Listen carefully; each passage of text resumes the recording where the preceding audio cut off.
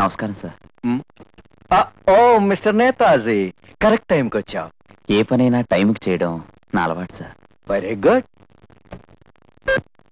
Miss Viplava, would you come to my room? Thank you. By the bye, security guard ఉద్యోగం చేయటం నీకు ఇష్టమే కదా?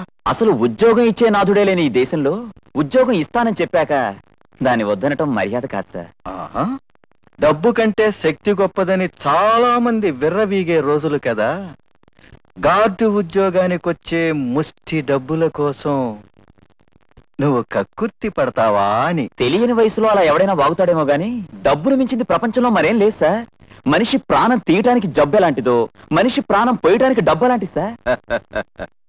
That's good. Yes sir. ఈ రోజు సెక్యూరిటీ గార్డ్స్ ని అపాయింట్ చేస్తున్నాం కదా, ఇతని పేరు కూడా లిస్ట్ లో చేర్చండి. సారీ సార్, ఎంప్లాయ్మెంట్ ఎక్స్చేంజ్ నుంచి లిస్ట్ వచ్చేసింది. ఆ లిస్ట్ ఆనర్ చేయకుండా బయట వాళ్లకు ఉద్యోగం ఇస్తే వర్కర్స్ యూనియన్ అభ్యంతరం చెప్తుంది సార్. అతను ఎవరో తెలిసే మాట్లాడుతున్నావా? ఇతనెవరనేది నాకు అనవసరం. ఇతని అర్హత ఏమిటో అంతకంటే నాకు అనవసరం. తమ్ముడు తనవాడైనా ధర్మం మాట్లాడమనే సిద్ధాంతం నాదే. రూల్స్ ప్రకారం ఇతను ఆ ఉద్యోగం చేయడానికి అనర్హుడు.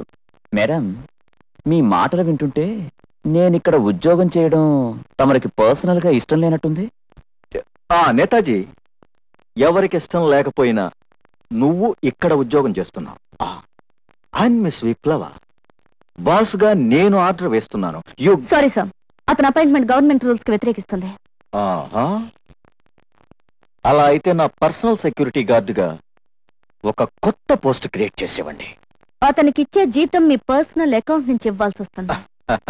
ఆల్ రైట్, అతనికి ఒక 1000 రూపీస్ అడ్వాన్స్ ఇచ్చి పంపండి. అబ్బా, ఎన్నాళ్ళకి ప్రయోజకుడు అనిపించుకున్నావురా. ఇప్పుడు ఇప్పుడు నా కొడుకు అని సగర్వంగా చెప్పుకుంటాను. వద్దు నాన్న, నువ్వు గర్వంగా చెప్పుకోవడానికి నేను తెచ్చింది లంచం డబ్బు కాదు, జీతం డబ్బులు. ఏదో ఒకటి, నాకు కావాల్సింది డబ్బులు అంతే. నానా, ఆ డబ్బు అవతల పారే. తప్పమ్మా, లక్ష్మీదేవి అలా అంటే కళ్ళు పోతాయి. ధనరాజ్ గారి దగ్గర వీడు బాడీ గార్డ్ గా పనిచేసి తెచ్చిన డబ్బు నాన్న ఇది. బాడీ గార్డ్ కాదు, పర్సనల్ సెక్యూరిటీ గార్డ్. ఏదో ఒకటి, నువ్వు వాడి దగ్గర పనిచేయడం నాకు ఇష్టం లేదు. ఎందుకని? వాడెవడో తెలుసా? తెలుసు. వాడు ఎలాంటి వాడో కూడా తెలుసు. అయితే నువ్వు గార్డ్ చేయవలసింది వాడి అవినీతిని, వాడి అరాచకత్వాన్ని. అసలు వాడు మనిషి కాదు, రాక్షసుడు. వాడెలాంటి వాడో నాకు అనవసరం. నాకు కావాల్సింది ఉద్యోగం, దానికి తగ్గ ప్రతిఫలం. చూడు నేతాజీ, అయినా నాకు తెలియక అడుగుతాను, ఉద్యోగం లేనప్పుడు లేదు లేదు అని తిట్టారు, ఇప్పుడు ఉద్యోగం సంపాదించుకొస్తే అప్రిషియేట్ చేయడం పోయి తిడుతున్నారు. అన్నాళ్ళ ఆగేది ఇంటద్దే అప్పు అన్ని కలిపి ఇప్పటికి 10,000 అయింది. చూస్తూ నిలబడవరా, సామాన్లు బయటపడ. బాబు, ఈ ఒక్కసారికి నా మాట విను బాబు. అమ్మ ఇచ్చినాక తాగు బాబు. ఏంటయ్యా ఆగేది? 70 నా కక్కు, లేదా నీ కూతురిని నాతో పెళ్లికైనా ఒప్పించు. అలాగే రంగా, నీ ఇష్ట ప్రకారమే. అమ్మాయిలు కూడా ఒక మాట కనుక్కుని ఈ మాట 6 నెలలుగా చెప్తున్నావు. పడేరా సామాన్లు.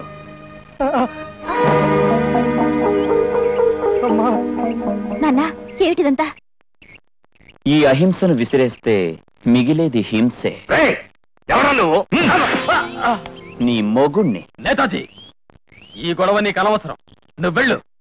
నాకనవసరమే, కానీ నీకు ఆస్పత్రి, emergency ward, blood bottle, oxygen ఇవేమీ అవసరం రాకుండా ఇక్కడి నుంచి మర్యాదగా కదులు. ఇదిగో పంతులు, నీకు వారం రోజులు గడిపిస్తున్నాను.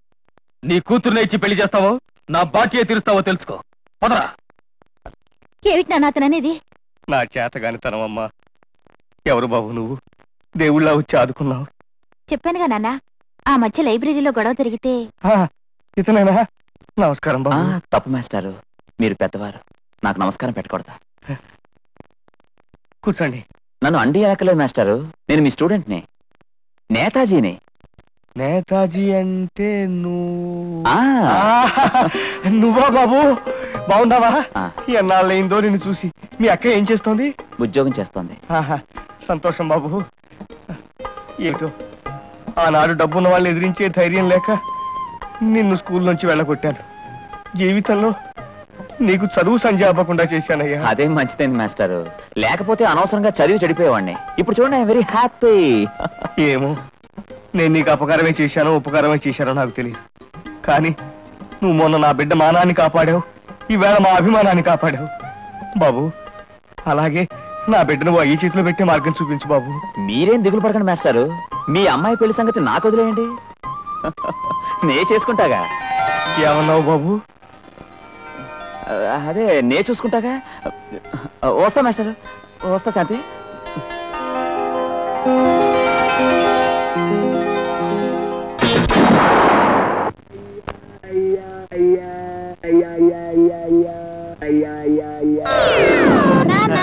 రామా గొప్పదా. నమస్కారం మామయ్య గారు. ఏమైంది అమ్మో కులాసానా? ఆ మొహం చూస్తూ తెలియటలే. అమ్మా మీ అమ్మ నీ కోసం వారం రోజుల నుంచి ఎదురు చూస్తోంది. ఏ అమ్మేమన్నా నెల తప్పిందా?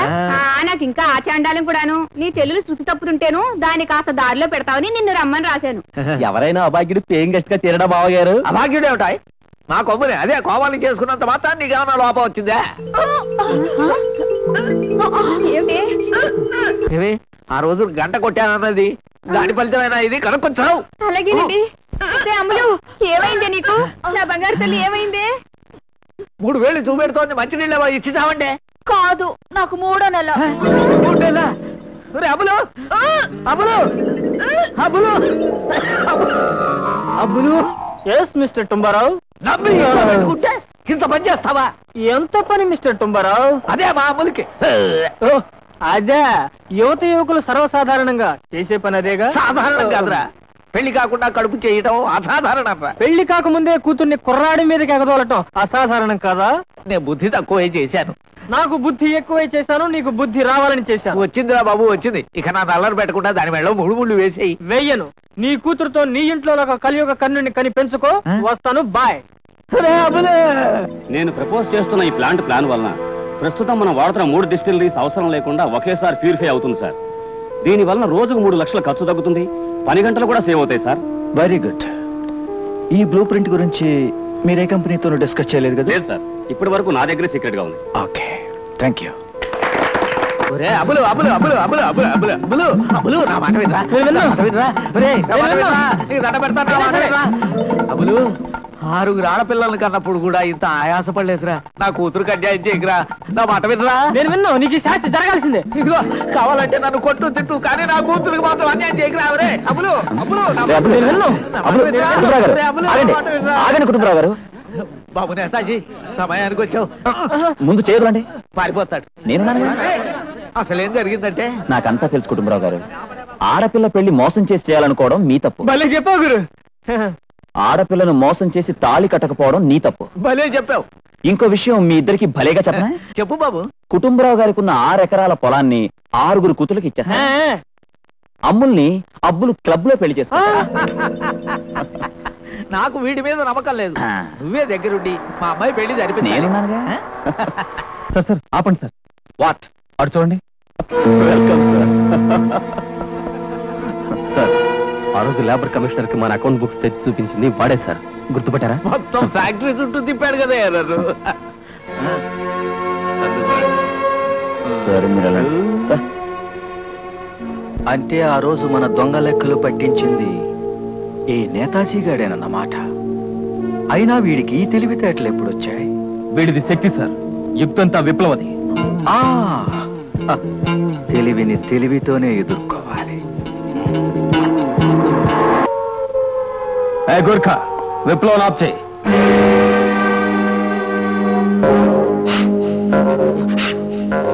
మిస్టర్ నేతాజీ, విప్లవని చెక్ చేయి.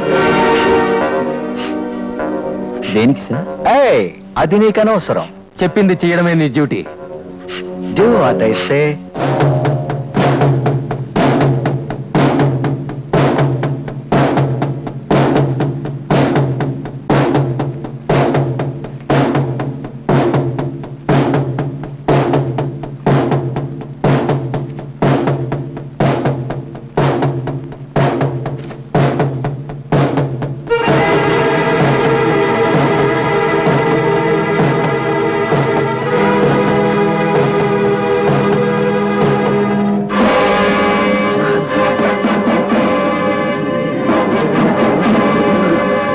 మిస్ విప్లవ, నా అధీనంలో ఉన్న బ్లూ ప్రింట్ తమరి హ్యాండ్ బ్యాగ్ లోకి ఎలా వచ్చిందో చెప్తారా? నాకేం తెలియదు సార్, ఏదో మోసం జరిగింది. వీడెవరో పర్మిషన్ లేకుండా మన కాంపౌండ్ తిరుగుతున్నాడు సార్. ఎవడరా నువ్వు? Get up. నేను దొంగని కాదు సార్. అయ్యా నన్ను కొట్టకండి సార్, వేరే ఫ్యాక్టరీ వర్కండి సార్. విప్లవ్ గారు ఏదో బ్లూ ప్రింట్ ఇస్తారని చెప్పి మా పప్పురెడ్డి గారు పంపించారు సార్. వీడు అబద్ధం చెప్తున్నాడు. అసలు వీడెవడో నాకు తెలీదు. No more explanations. మిస్ విప్లవ, నా ఫ్యాక్టరీ వర్కర్స్ బాగు కోసం, వాళ్ళ మేలు కోసం ఎన్నో లక్షలు ఖర్చు పెట్టి నేను కొత్త ప్లాంట్ పెట్టాలనుకున్నాను. ఆఫ్టర్ ఆల్ డబ్బు కక్కుర్తుపడి ఈ బ్లూ ప్రింట్ వేరే ఫ్యాక్టరీకి అమ్మాలని ఎందుకు ప్రయత్నించావు? నన్ను నా వర్కర్స్ ని మోసం చేయాలని ఎందుకు అనుకున్నావు? మాకు మంచి చెడ్డలు చెప్పాల్సిందా నువ్వే తప్పు చేస్తే ఎలాగమ్మా? సార్, పోలీసులకు ఫోన్ చేయమంటారా? No. No. నా ఫ్యాక్టరీలో పనిచేసే వర్కర్ మోసం చేసిందన్న సంగతి మన మధ్య ఉండనివ్వండి. ఈ నిజం గేటు దాటి బయటికి పోకూడదు. డిస్పర్స్.